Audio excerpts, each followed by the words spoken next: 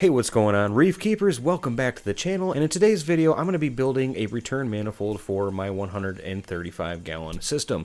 If you're new to the hobby and don't know what a return manifold is basically a series of valves that you plumb in line from your return pump to your main display that allows you to divert the flow of the return pump through various media reactors for like carbon, GFO, calcium reactor, and stuff like that. The benefits of a return manifold are the fact that it reduces the need for additional pumps in your sump and aquarium by using the flow from your return pump. You only got one pump, which helps reduce the cost of electricity, helps reduce heat in the system. So today I'm building a return manifold for my 135 behind me, and I was just going to kind of do a short video on how to put a return manifold together. So let's go ahead and get to it.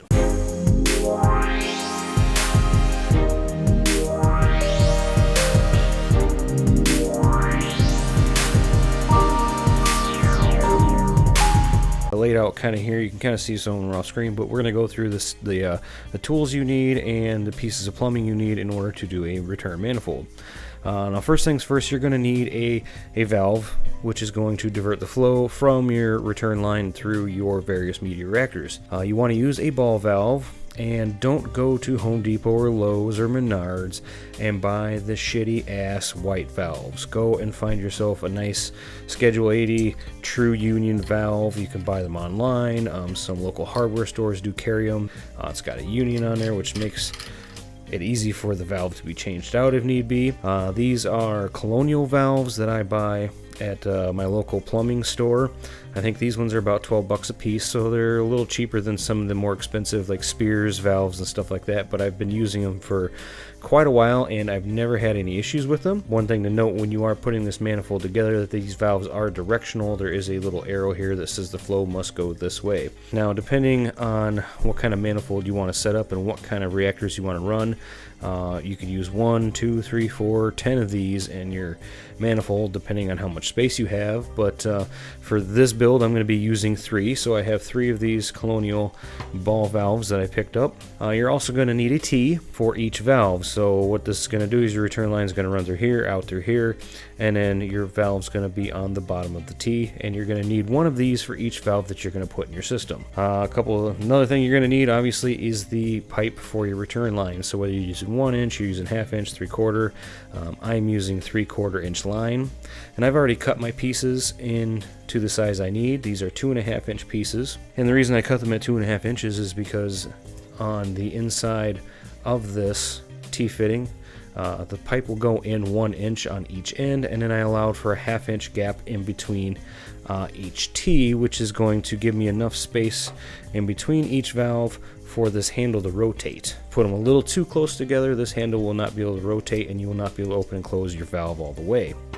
So keep that in mind when you're taking your measurements for your pieces. Like I said, with these I went with 2.5 inches, but if you're going with a Schedule 40 versus a Schedule 80 T-fitting, the depth of the T may be different, so you want to make sure you measure that before you cut any pieces. Of course, other tools you're going to need is going to be a tape measure in order to measure your pieces for your cut. PVC pipe cutter, you can pick these up at Lowe's, Home Depot. I think I got this pair at Home Depot. So that is for cutting the PVC pipe. A Sharpie marker is always nice for measuring or marking your measurements on your pipe. And last but not least, I have a pipe honer and beveler that you can buy. Bought this as well at Home Depot, and on one side it's got like a V edge, and on the other side it's the reverse of that. And basically what this does, it allows you to go on each of your pieces of pipe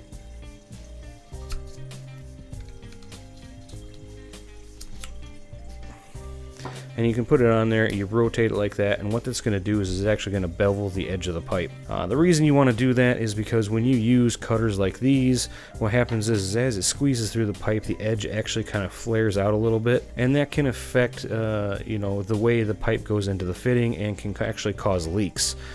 So I've been doing this with all my plumbing. I get this tool and it has become invaluable when doing plumbing for my fish tanks, and it's really easy to use. You just put the pipe in there and just kind of give it a twist, and it'll go ahead and shave off the edge. And if you get any burrs like this on the side, a small file is nice to go ahead and be able to just kind of smooth those edges out before you put anything together. Another tool you're going to need obviously is going to be a PVC glue and primer. I've been using Oatly Fusion single step, which is PVC primer and glue all in one. I really like this stuff. It works really well. It's really clean, easy to use. It's really thick, so I don't get the runny purple all over everything. And I don't have to use two different cans to do the same job. I've been using this for a little bit now since it came out, and I've never had any issues with it. It works really well. A little more expensive than the standard primer and glue that you're going to find, but overall I find you use less of it because it is so thick, and you don't have to worry about little purple runs all over everything when using the primer, which is nice, especially if you're using a colored pipe like this. Another thing that you're probably going to want to use when building your return manifold is going to be unions. I can never stress enough how important unions are when doing plumbing for your fish tank. And when I do the manifold, I'm actually going to put a union on each end, so that way I can go ahead and put that right into my return line. And if it ever needs to be serviced, I just disconnect the unions and pull the entire manifold out and can do work on it and then put it right back into service. So unions are very, very useful, and you should always use them frequently, and use as many as you can. Alright, so now that you have everything that you need to put your manifold together, you're going to want to go ahead and make your measurements on your pipe and get all your pieces cut like I have here. Like I said, all mine are cut to about 2.5 inches, which is going to go in between each T and into the next one. So basically I'm going to have all my 3 T's. They're going to be set up like this, and then on the bottom of these is going to be all my valves. So you can go ahead and open your glue, and if you're using 2-part, go ahead and use your primer, use your glue, get everything put together. Like I said, I like this 2-in-1. It's really thick, so it doesn't run all over the place. It's real easy to apply, and I get a really good coat. Of course, take your pipe, you're going to want to go it in, push it all the way in, give it a good twist, and then hold it for a little bit while it sets. And then you're going to want to repeat this process and connect all 3 of your T's together. Now as I connect them, you're also going to want to kind of make sure that they're somewhat in line with each other. So make sure when you're lining everything up, you don't have it kiltered off one way. The easy way to do that would be to put it together while they're both on a flat surface.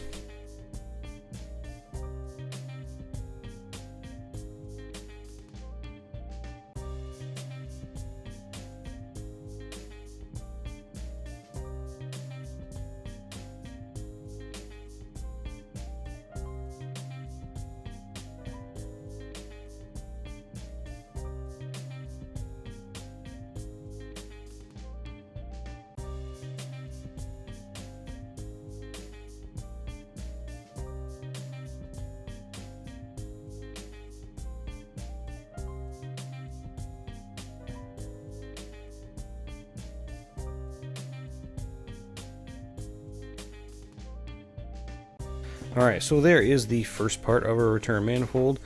Like I said, I've got the end caps, which are going to go. I'm going to go ahead and have my unions on each end. Have one on there, one there. And I'll be able to put that into my system. Once that's all set, ready to go, we are good to put our valves in. Now doing these valves, I find it quite easy to just go ahead and remove union parts, and we'll put the valves themselves off to the side. That way we don't have the weight of the valve or anything pulling on the fitting while we wait for everything to glue together.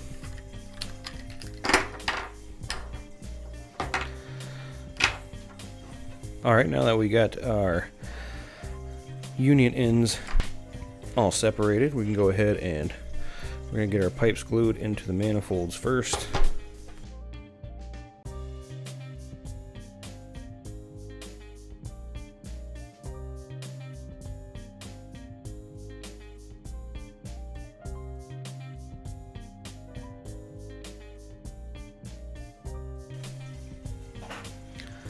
Now comes the final piece. Once you've got this all together, is to glue your 3 ends to the final 3 pieces.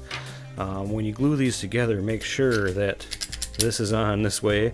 Don't take this out and then glue it, because you're kind of screwed at that point, and you're not going to be able to get it on there.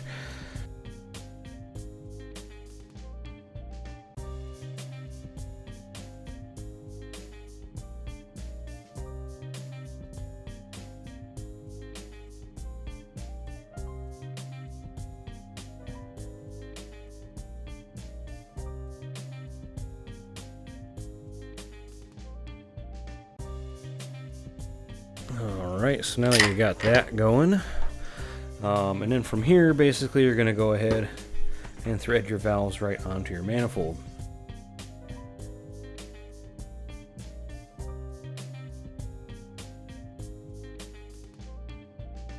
And voila!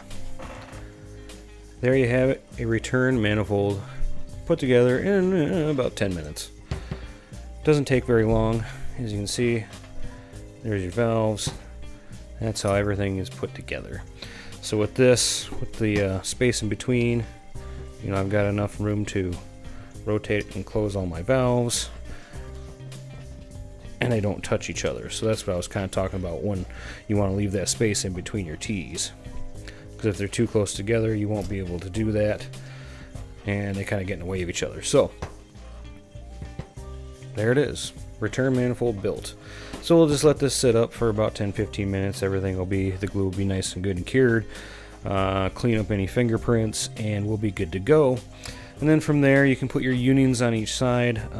Definitely recommend unions. You can plumb this straight into your return if you want, but I definitely recommend unions so you can remove this and service it if need be.